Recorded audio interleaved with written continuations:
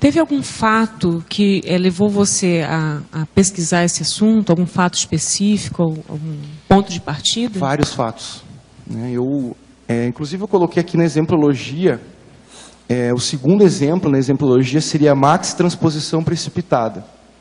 A identificação entre a autopredisposição a TARES e a predisposição do círculo pessoal de relações a TARES. Eu acho que nesse contexto, né, da pessoa, vamos dizer, do intermissivista, né, que se descobre, digamos, né, intermissivista, e tem vontade de sair à cata da sua turma, né, e, ao mesmo tempo, de transmitir essas informações para os seus afetos, né, enfim, para o seu círculo. E eu acho que todos nós já caímos nesse mataburro, eu acho, né, no sentido de forçar certas barras, né, de querer ensinar conscienciologia para os familiares, às vezes que não tem nada a ver. Ou ainda a pessoa quer levar para a sua profissão, por exemplo, a conscienciologia de uma forma exagerada, sabe? Que não tem ambiente. Por exemplo, querendo um aluno na faculdade, por exemplo, o aluno é voluntário da conscienciologia. Então ele vai lá e começa a fazer uma série de objeções para os professores, com base na conscienciologia, e aquilo cria um problemão para o professor, para os alunos, para todo mundo. Então, é exemplo de transposição precipitada. Quer dizer, a pessoa não teve uma inteligência contextual para ver como ela poderia levar aquela informação. Né? São vários os casos que eu já observei, tanto né, profissionalmente, ou até de casos na CCCI que a gente vê, né, de pessoas que caem nisso. Até no início aqui em Foz, né, da ampliação da Cognópolis, teve muitos problemas nesse sentido. Então, a minha intenção com esse verbete é, assim, se possível, esclarecer, né, o ponto que se sustenta esses erros. E, ao mesmo tempo, ajudar a pessoa, de fato, a transmitir a informação que ela quer. Não é desistir também de fazer as coisas, mas, assim, ter mais assertividade. Saber fazer. Não, saber fazer, claro. Agora, assim, de um ponto de vista de maturidade, por exemplo, fazer uma transposição ou uma associação do que você já faz, por exemplo, a sua área, filosofia, para transpor para uma holofilosofia, quer dizer, partir disso para uma coisa muito maior. Desafio. Como que é isso? O que você pensa sobre isso? Porque eu acho que aí é o outro lado, olha, né? É uma transposição positiva de associação, sim, de sinergismo. Sim. Essa é a transposição correta. Né? Até eu chamei atenção para isso na frase enfática, desse processo que você está apontando. A frase enfática diz o seguinte: se a evolução exige o translado para níveis, momentos e contextos sempre mais avançados, então é inevitável autovalorizar as ortotransposições teóricas, práticas e multidimensionais. Qual que é o problema da transposição?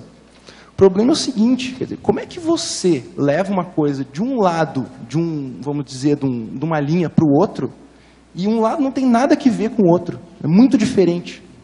Sabe? Por exemplo, como é que você vai assistir uma pessoa extremamente religiosa? Vamos pensar assim. A pessoa não está nem um pouco querendo saber de conscienciologia. Só para dar um exemplo, mas é possível. É possível. Né? Então, assim, você me perguntou da questão da filosofia para a holofilosofia. Por um lado, né, meu trabalho de desconstrução daquele ego filosófico teoricão. Teoricão. Né, o que eu falei da consciência platônica, né, no outro verbete que eu apresentei. Por outro lado, quais os trafores que um filósofo desenvolve ao longo das suas vidas que são úteis, a partir, mesmo ele sendo intermissivista? Quer dizer, ou ainda, quer dizer, que trafores pode levar um filósofo a chegar ao curso intermissivo? Se ele chegou ao curso intermissivo, ainda na caverna do Platão. Com certeza é o trafore para ele sair da caverna, né? Chegou uma hora. Talvez é aquele processo da saturação, né? Quer dizer, o cara desenvolveu tal coisa a tal ponto dele ver assim, mas peraí, só um pouquinho. Isso que eu quero fazer, eu não vou conseguir fazer com a filosofia. Quer dizer, quando eu virei filósofo, eu tinha um objetivo X. O cara, vai, mas peraí, eu não cheguei nesse objetivo e não vou chegar. Quer dizer, para eu chegar nesse objetivo, eu vou ter que mudar tudo. Vou ter que mudar de ego, vou ter que mudar de tudo. Para eu poder chegar nesse objetivo. Por exemplo, a educação da humanidade, o próprio esclarecimento. Lá no início é o que os filósofos queriam. Só que você não vai... O filósofo ele quer isso, mas o que ele faz é o contrário. Como é que ele se fecha e, ao mesmo tempo, ele quer, sabe, amor ao saber, mas fechado. Não tem lógica. Incoerente. Tenho 20 anos e desde a infância tenho grande sensibilidade no umbigo. Tenho menos agora. E grande pavor quanto ao toque de outras pessoas na região. Na infância, encontrava dificuldade até para efetuar a higiene do local. Não tem desenvolvimento parapsíquico, mas me parece claro que está diretamente relacionado a esse chaco umbilical. Como devo proceder para superar isso e remover o bloqueio para então desenvolver o parapsiquismo? A primeira coisa seria bom você estudar bastante o EV e pensar também na sua sexualidade. A maioria dos elementos componentes da humanidade tem esse chaco umbilical, vamos dizer, totalmente fechadão, entende? Como se tivesse intoxicado. De modo que, para desenvolver isso, se indiver o processo da afetividade e da sexualidade da pessoa. Agora, não tem outro jeito. A maioria do povo tem isso bloqueado. Pensa bem. Agora aqui, Alver Betógrafo. Poderia comentar em Paradoxologia, página 18, segunda linha, o paradoxo do assistente ansioso em assistir. Pois é. É uma das situações que leva à transposição precipitada. Quer dizer, isso pode ter várias causas. Quer dizer, a pessoa, por exemplo, pode ter caído em si e perceber quanto ela tem necessidade de assistir os outros, quer dizer, quanto ela precisa assistir para ela poder melhorar. E às vezes cria um ansiosismo e a pessoa cai numa espécie de um missionarismo, digamos, né, um missionato religioso, digamos, né? Então, ela vai ter essa probabilidade de fazer as transposições, né? Então, o assistente ansioso é um paradoxo em si, né? Porque se ele é assistente, ele está predisposto a assistir. Agora, como que ele vai assistir se ele está ansioso, digamos? Quer dizer, o ideal é quanto mais tranquilo ele tiver, assim, mais calmo, melhor ele vai assistir. Até para ele poder fazer melhor acoplamento com os amparadores, né? Tentar ficar tranquilo, pensando no trabalho que ele tem que fazer. Eu vou aproveitar que tem uma médica aqui, que esse próximo aqui, eu acho que diz mais respeito, é a cara dela, para mostrar. De que modo a mulher deve proceder para se permitir grandes alterações de humor durante a TPM?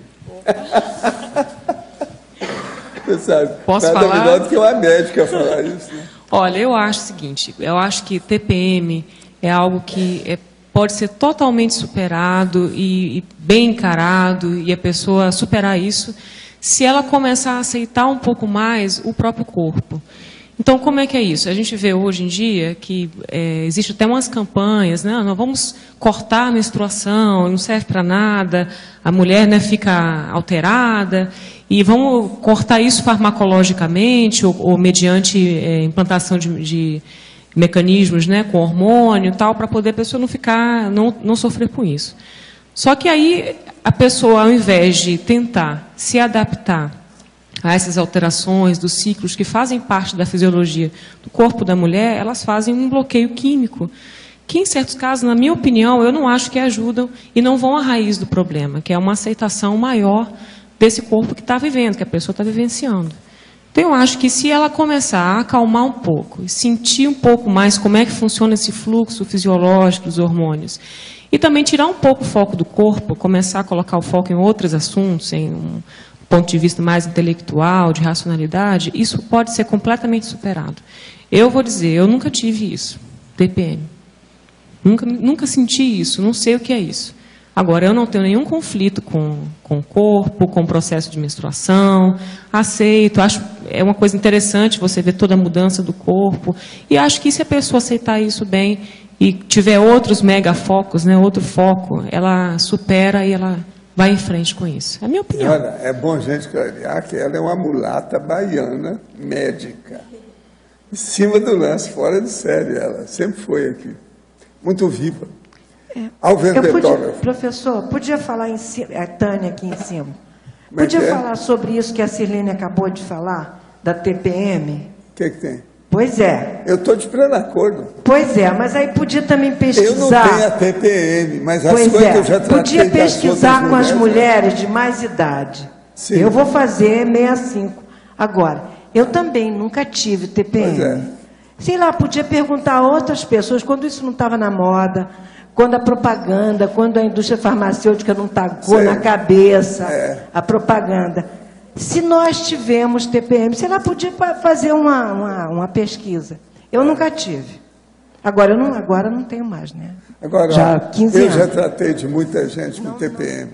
Isso, antes de falar em TPM, já havia isso. O negócio não era fácil. Mas casos esporádicos, não era todo mundo assim. Agora, que tem mulher irritada. Outra coisa, vocês já viram aquela história do Shakespeare, A Megera Domada? Tem até um filme com a Elizabeth Taylor e o Richard Burton. É bom ver. Aquilo é tipo TPM, no normal da pessoa, o tempo todo, o mês inteiro. É A Megera Domada. Alguém viu esse filme? Vocês viram como é que é, né? Ele explica direitinho a condição. Existe disso. Agora, o percentual é mínimo. Você sabe, hoje tem muita propaganda de certas doencinhas, né? Por exemplo, eles estão transformando a síndrome do pânico num pânico geral.